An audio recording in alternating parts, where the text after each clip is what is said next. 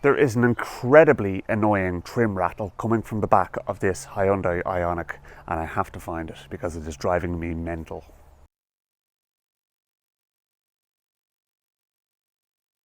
So far as I can tell, it's coming from somewhere around the back right of the car. Now, I'm not 100% sure, but that's where we're going to start by start our investigations. Trim rattles are notoriously difficult to try and track down, so this could take a while.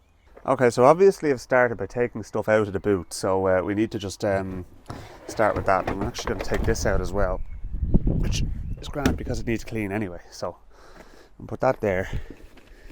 Now there's also a boot liner type of effort here as well. It's kind of, there's actually two rattles. To be honest with you, there's more rattles than Smith's toys in this car at the moment.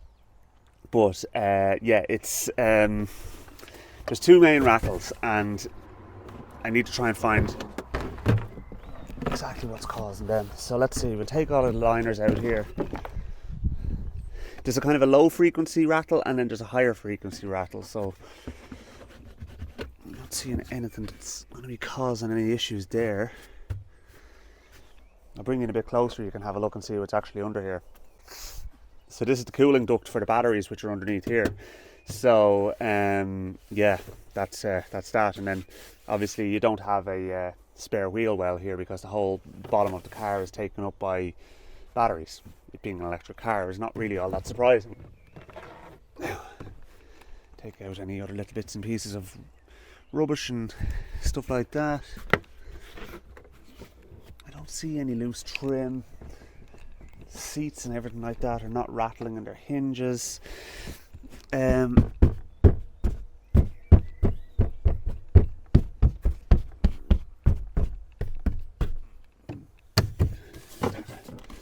Make sure that's fully tight. It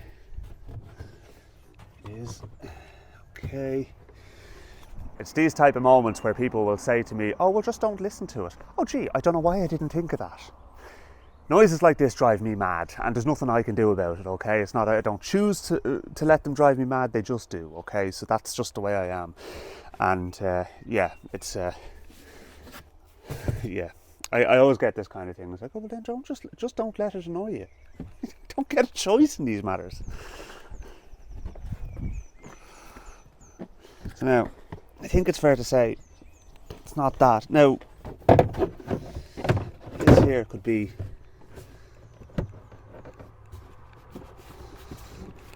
I'm not seeing anything that...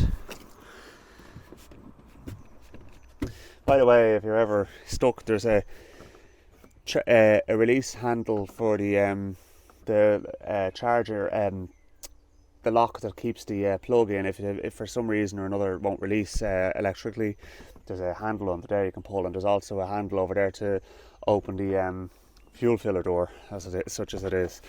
So yeah. On frosty mornings, it's kind of annoying that the fuel filler door in this car doesn't necessarily always open. So, yeah, I know, first world problems and all that, but it's still irritating. Tyre mobility kit my arse. Oh, I'll tell you what, that's not going anywhere. Right, next thing, let's have a look at the boot. It's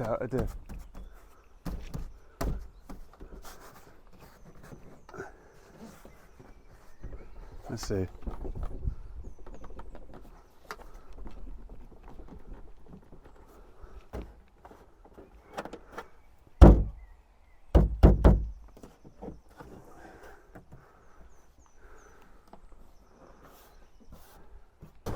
Well, that looks interesting.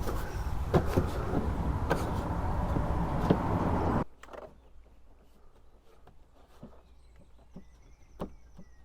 think I may have found it. Let's see now. Yeah, that's all loose there, actually. Let's close the boot properly.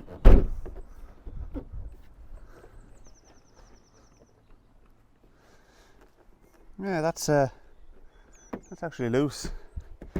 Let's take the inner trim panel off and have a look and see what's causing what's going on there.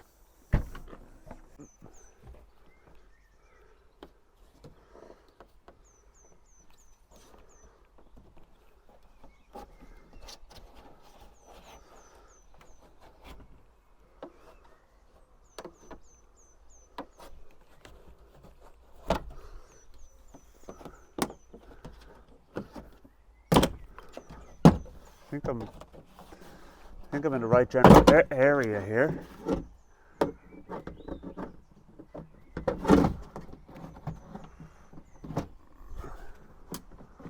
There's a few screws. You have to take this one off and then the screws will hold the rest of it on.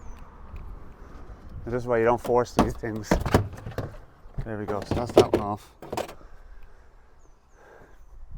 So now, screw there and screw there. So we get them out and then hopefully that'll give us access to the inside of all that.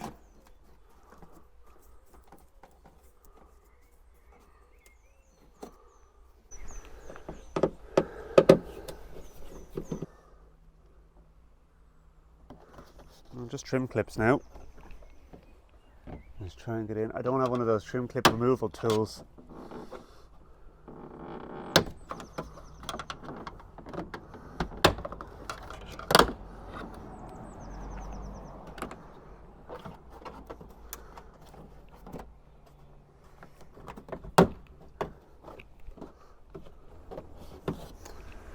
Whatever about taking this apart, getting it back together again is going to be great fun altogether. Okay, the bottom piece actually just fell off of its own accord and revealed two more screws down the bottom there, or top, depending on what way you're looking at it. Now, that said, in all of this, I haven't actually found anything that would definitely be a rattle. Not yet, anyway. But the hunt shall continue.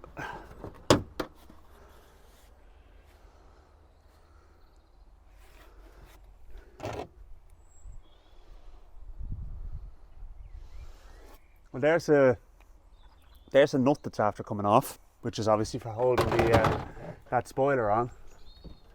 Exactly what it's for, actually. And the other one's loose. I think we may have found a problem. Happy days. Right. Okay. So let's not go any further with this trim because I don't think we actually need to. Although, you know what, for the sake of one screw, we'll just pop that out and we can at least make sure there aren't any more hidden fasteners in there.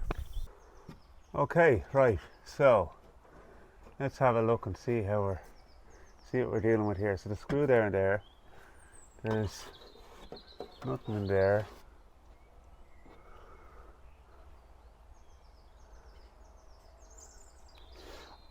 Okay, so by the very fact that nut there was rattling around inside the boot, that would have actually been causing a rattle. So that's certainly one of our issues. That could have been the high frequency. The low frequency one could have been the spoiler. So yeah, I don't know whether really you could call it a spoiler or not, but whatever the hell it's called anyway, that's I'm thinking what our problem actually is. So yeah, the other thing as well, we need to take out that blue clip up there because that was supposed to be on the panel I removed. So we'll make sure that all the panel work goes on the way it's supposed to be. I could spend the rest of my life wondering why these had come loose, but let's not get into that too much.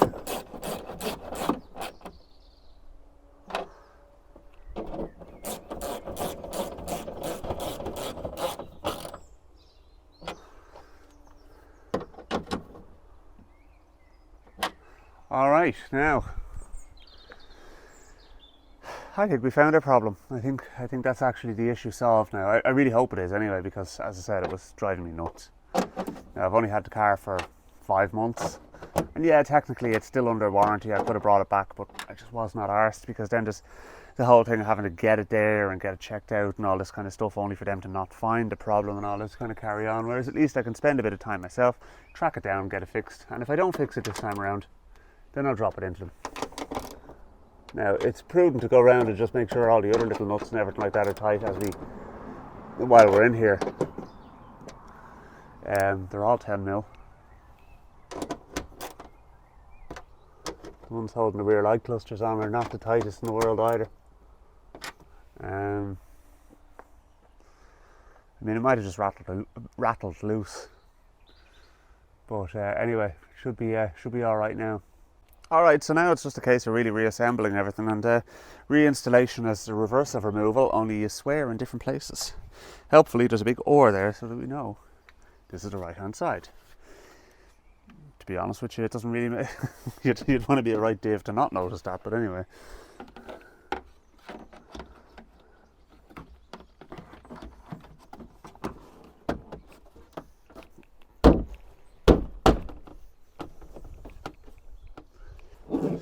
You know, despite this, I still actually do like this car. Now, as you say, as I said before, it is a kind of a soulless appliance, but so long as it does what I want it to do, then I'm happy with it. Like, if I want something with a bit of soul and character, I can get into my Beetle and drive that, or well, not so much, not at the moment, but I will in the future, or drive the MG. And I'm contemplating driving the MG into work this evening. So now, last thing you want to do is to go to all this effort only for you to create another trim rattle somewhere else, because that would be mildly irritating, to say the least. So next is this lad here, and it's really just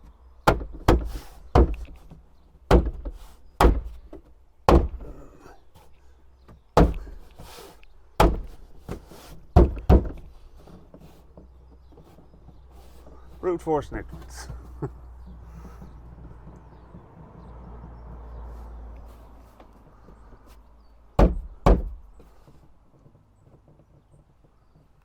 I could see that causing problems.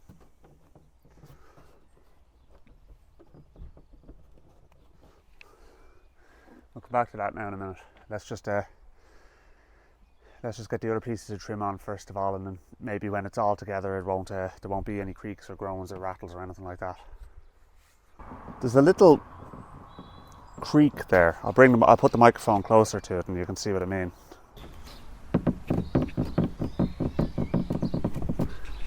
I think we need to sort that out. At least now that we know that it's just held in with poppers, we can take it off again.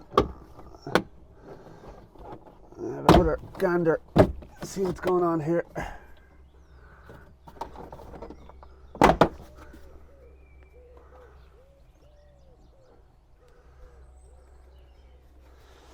Bit of foam tape on the back of that might not do any harm, although it shouldn't really need it.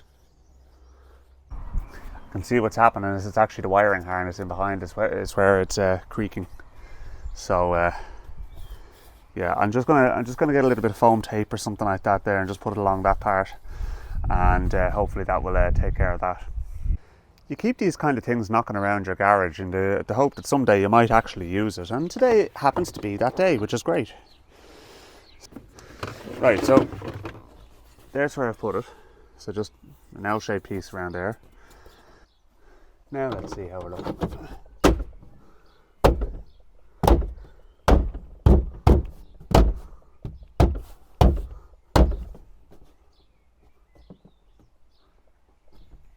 Job's a good one. There you go, you see? A little bit of thinking is all it's required. Okay, we had to use another little bit there actually. There was still a small creak. It was better, but it wasn't 100%, so I just put a bit along there, and hopefully that will do the trick now. Definitely perfect now. Yeah, that's 100%.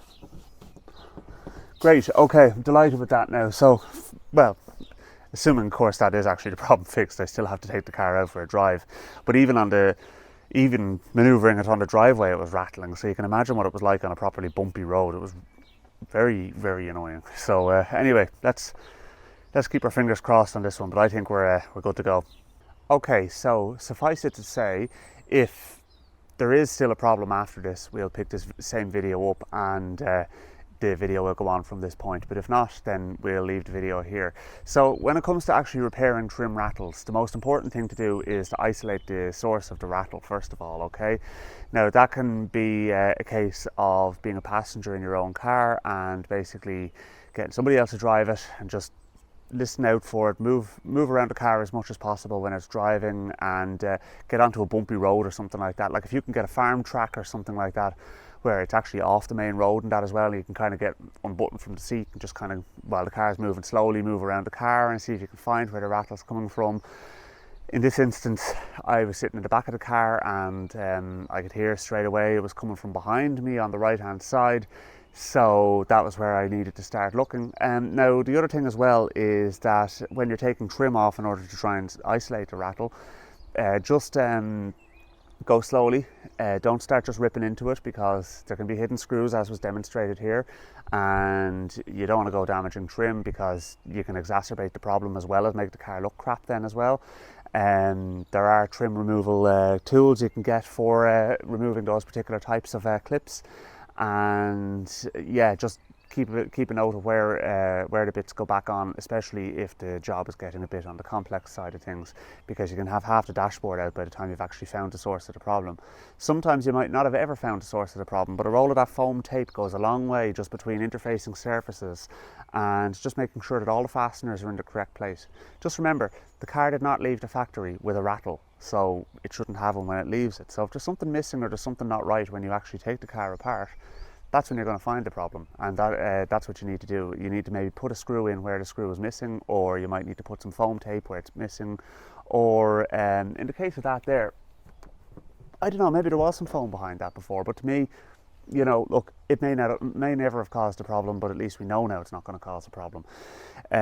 So just take your time, have patience, and when you get to the end, then you know you'll have the satisfaction of having a quiet car, and especially because this car is electric, you can hear absolutely everything inside it. So yeah, but look, thanks very much for watching, and please don't forget to like and subscribe before you go. And I have plenty more videos coming up over the next while. The next job I have queued up is I have to replace the turbo on the Volkswagen Camper, because we want to recommission that, and you can join me on that job, and I'll show you what needs to be done and why I'm replacing the turbo, that kind of thing. And there's also a couple more jobs that need to be done on the MGTF that was a guest in my garage a little while back. So yeah, stay tuned and I'll chat to you soon. Thanks for watching.